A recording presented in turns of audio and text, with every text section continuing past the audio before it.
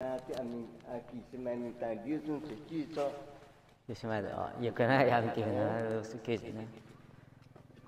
cái mình muốn nhìn hai như vậy nữa. Nó lỏng ai mà hứa miền cho xin cha nè, nhìn hai xuống sẽ tiêu video tập kun kèm một tuổi làm giờ mảng ô làm cái nó làm như thế. Như một tập cung sẽ nữa miền một tuổi cho xin cha sẽ có nó thế. Nói chung nét gì về làng ở một tuổi nó sẽ nữa sản nhưng mà nó làm gì ở nữa xin trải nè, nữa thổ sản này thì hiện bộ tỉnh điện biên ô. Đây mới là tập trung này nữa sản một tập trung số cho giỏi rồi luôn cho mình tẻ xuống giỏi đó thế nữa một tuổi xe là xe trong cảnh số tốt rất rẻ nhung là một tuổi này nó có trong xe kéo nó trong sống cảnh chàng như vậy là sản xuống trang thì như mày nhỉ té lên hứa miền nó sẽ xuống tóm tung một tuổi mình sao như vậy là mặn thấy vậy là nó té tẻ quá hứa thì như dùn như vậy nữa quay tê như vậy là chẳng là nó tê một tuổi tôi nhà hấp tiêu là xuống hát rồi thì video thì không một tài mạng nó sẽ im hai nữa nó sẽ nữa mạng nữa sẽ tông số peo nữa hứa sẽ tông số peo như peo thì hôm nay cũng cần thì chắc chưa hôm nay ồ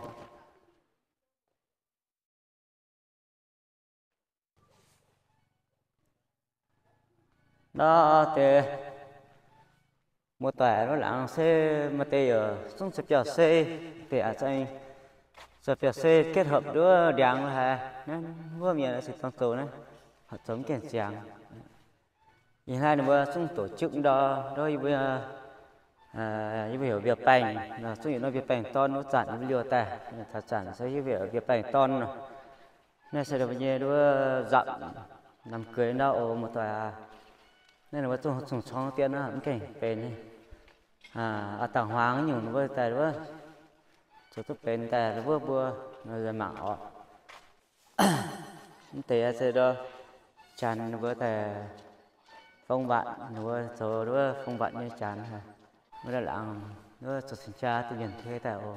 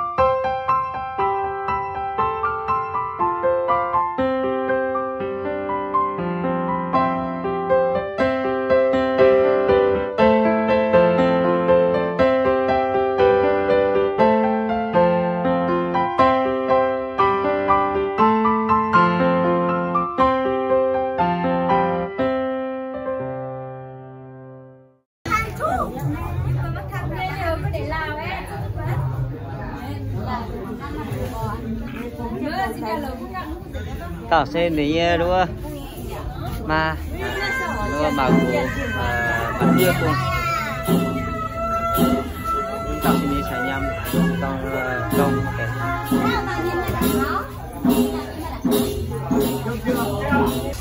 cái sẽ ton nữa chuẩn bị tại yang hai nữa nó vừa sơ sinh cha yang hai nó vừa sơ giỏi yên lấy nhung nữa hai đó đó mà tê ở anh nữa tại xe tại áp quân tê vừa yên quan tụ một tật cặp rồi xin sẽ ton nữa giỏi yên rồi hai chuẩn bị yang hai bây giờ lấy đám cưới với nữa thành công nán đo là xe nữa như vậy sẽ tăng nữa cháu lai đắp nhiều à ô khai một tòa hai nữa ý đâm gì chứ nhỉ mình chịu phải nhầm đâu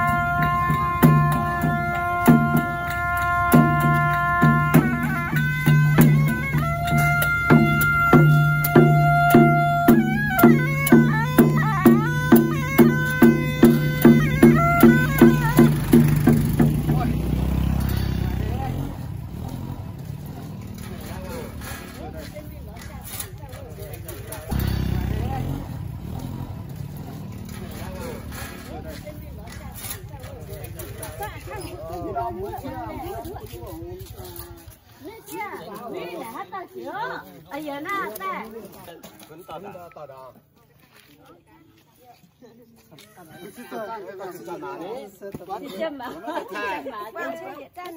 Chưa quăng rẻ.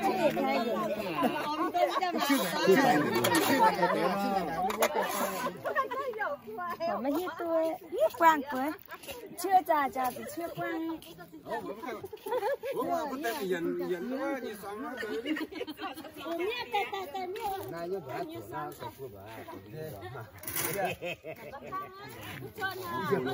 Nó làm lý rồi đúng không? Chén hay á. Bò. Rồi thì lòng. Em phát tay quá. Chặt kia đấy. Này, vào lý đó. Chỉ nào mà chỉ nào với ta cả mà.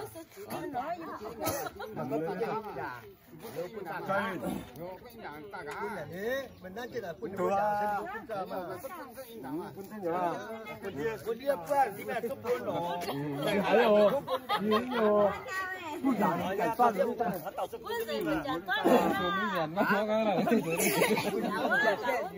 chặt cái quân đó đừng kéo nó không chứ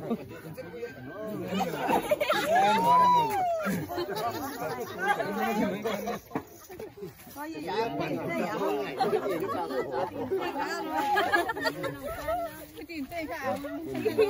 Không quên mà giống còn sát sĩ phong nhân đại tôi sống quanh lo. Cái hẹn nhé. Cái hẹn có sao lên.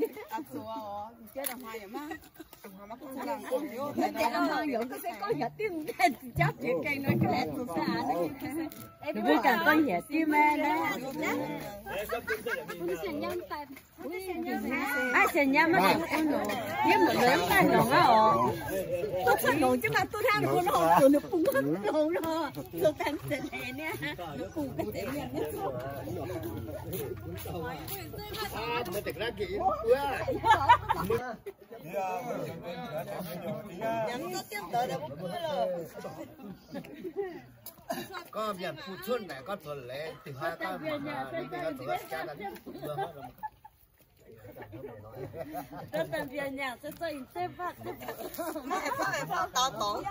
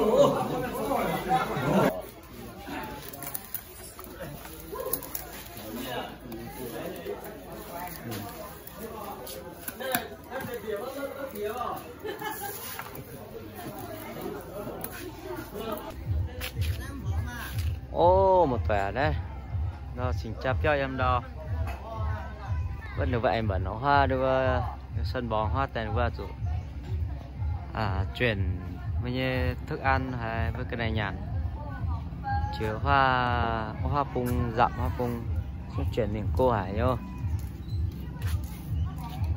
với tao nó đưa xe rùa nó chuyển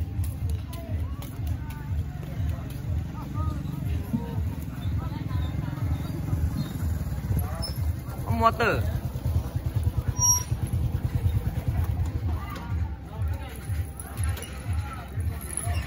này vừa đưa chuyển đằng này rồi ý là chia quả cháo muốn quẻ cho đấy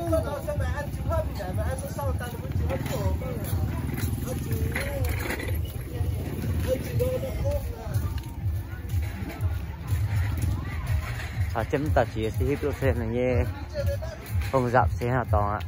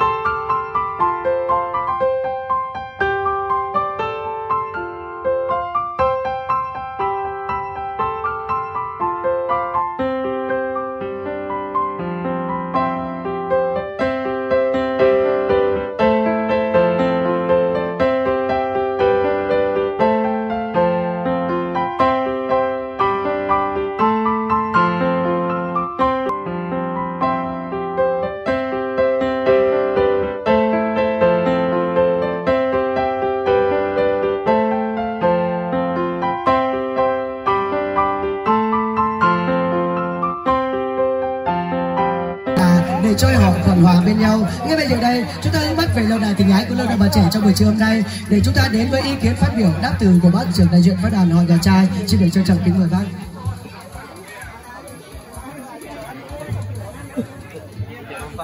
Kính thưa các quý ông quý bà, kính thưa quan viên và hai họ, tôi là anh trai của Tân Nhàn. Hôm nay tôi xin đại diện cho bên phái đoàn họ nhà gái và gia đình họ nhà trai. Bây giờ mình cứ tưởng mình là nhà gái.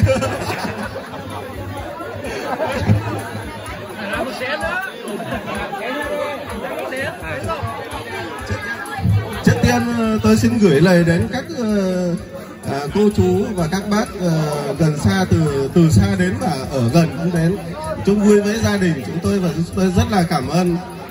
Sau đây tôi cũng không biết nói gì hơn, tôi xin chúc tất cả các quan viên hai họ uống rượu thật phê vào để chúng ta cùng nhau nhảy múa.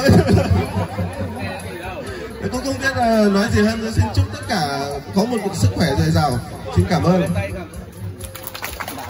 Bây giờ là tuyệt vời, chúng ta cho hai bác vợ chồng có tay đợt to nữa đi ạ. Vâng, sau đây xin mời hai bác bước lên phía trước một bước, bắt tay nhau để thể hiện tình thông gia. Xin mời hai trưởng đại diện phát đàn là nhà trai và nhà gái, chúng ta cùng bắt tay nhau và thể hiện tình thông gia.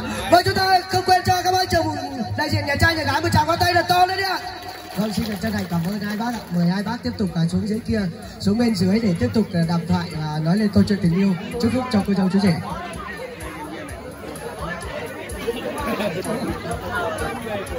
Vâng, xin cảm ơn hai bác ạ. Vâng, cô dâu và chú rể thì bước lên phía trước ở tầm 2 bước ạ. Đứng im, không được cực quạnh, không được thở. Dạ vâng, kính thưa đông đảo toàn thể quý ông cô bà, cô dì chú bác cùng thân quý khách gần xa thân mến.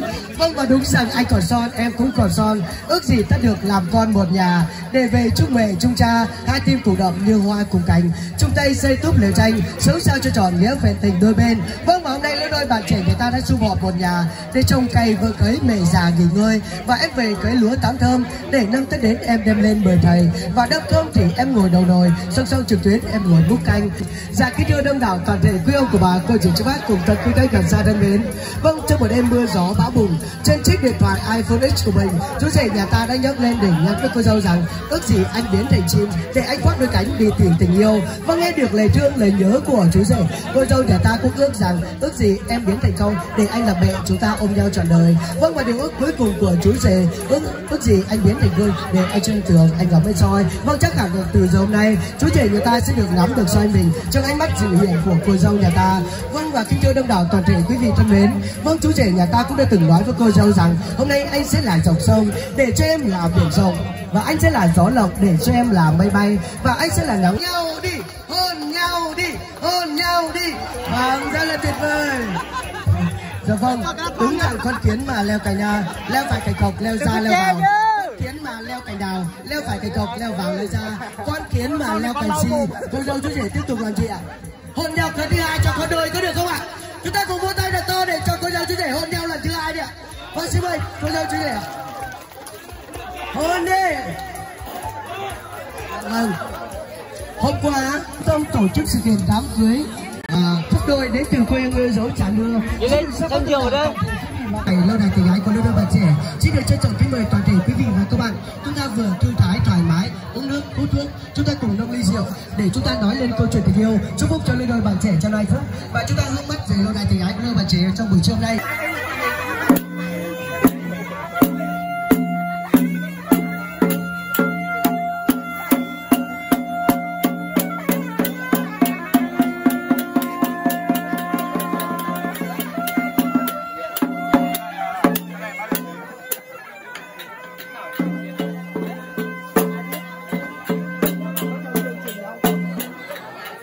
Cắt lọt.